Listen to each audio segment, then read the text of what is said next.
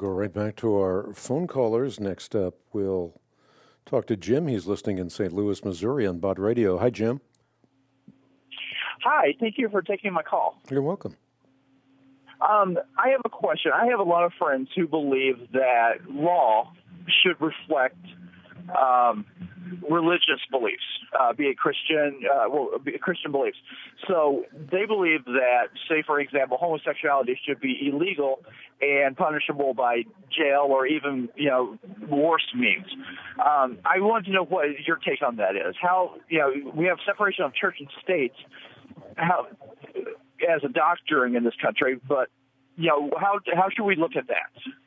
Well, first of all, let me say that if someone wants to be a participant in the kingdom of Jesus Christ, they follow the precepts and the principles of the King. And certainly whole civilizations have done that in one form or another. If you look at our ethos and mores, our civil liberties, our art, our language, our science, our jurisprudence, we find that they are a reflection of biblical values. Now, when those biblical values are altered, the civilization pays a price for that. But this is far different than taking arbitrary values and imposing them on people. In other words, arbitrary values are values that are set by shooting stars as opposed to by the North Star. They're values that come out of the size and scope of the latest lobby group. An example of that is Hillary Clinton. If you listen to what she said 8 years ago, when asked a question about the redefinition of marriage, she very clearly articulated the sanctity of marriage within the scope of civilization, that it is for anthropological, biological, civil reasons, the union of a man and a woman, and to violate that does violence to people.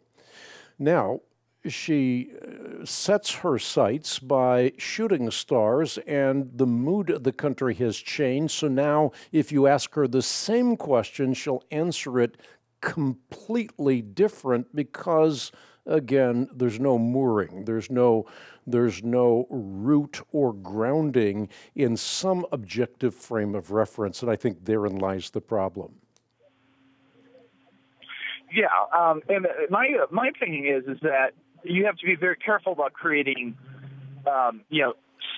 civil law based on the dominant religion at the time, because if you look at countries in the Middle East that, basically have codified their religious views into civil law, I don't think anyone in America would want to live under that kind of system.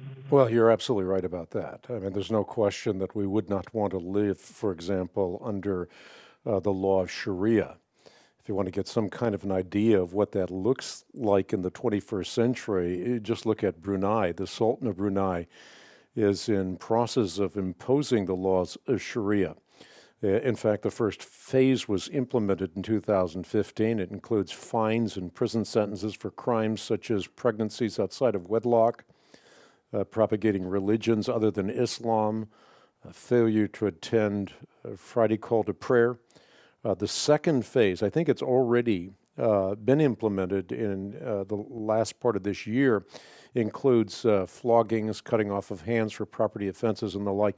The third phase, implemented in, I believe, 2016, will introduce executions by stoning from everything, including adultery, abortion, sodomy, even blasphemy.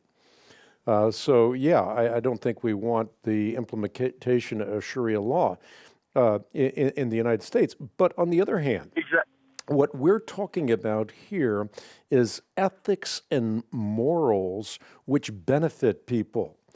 So the ethics and morals are there for a reason. You take the issue that you brought up of marriage.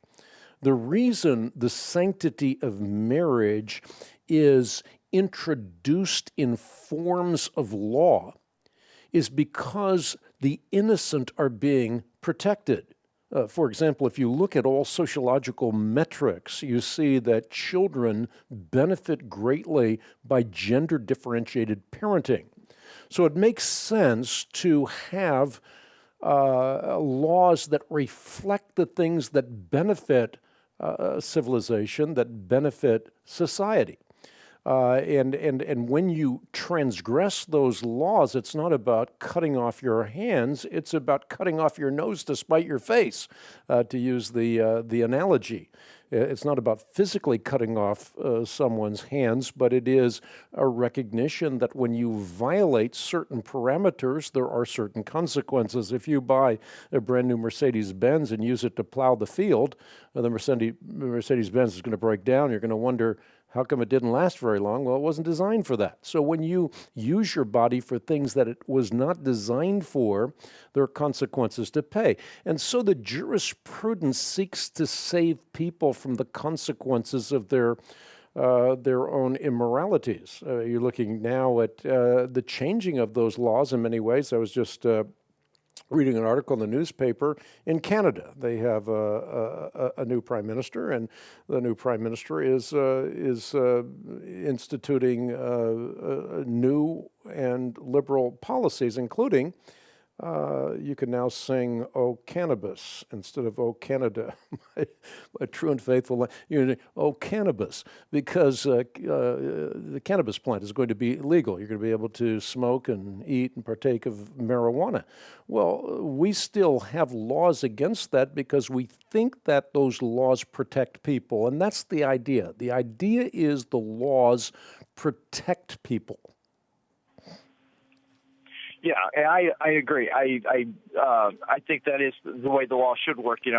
What scares me is it seems like many people who say they're Christians want Sharia law, but based on their Christian views. So if you don't go to church on Sunday, then you get dragged before the magistrate and stuff like that.